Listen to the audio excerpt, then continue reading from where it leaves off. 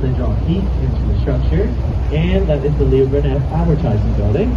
They are responsible for creating such characters in advertising as Snap Crackle Pop, Tony the Tiger, Charlie the Tuna, the Green Giant, the Marlboro Man, the Meowth Shingle, the Nine Lives Cat, the Good Boy.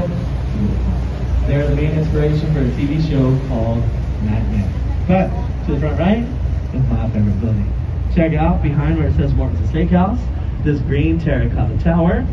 On top, there is a 24-karat gold leaf clock tower. That is originally home to the Carbide and Carbon building.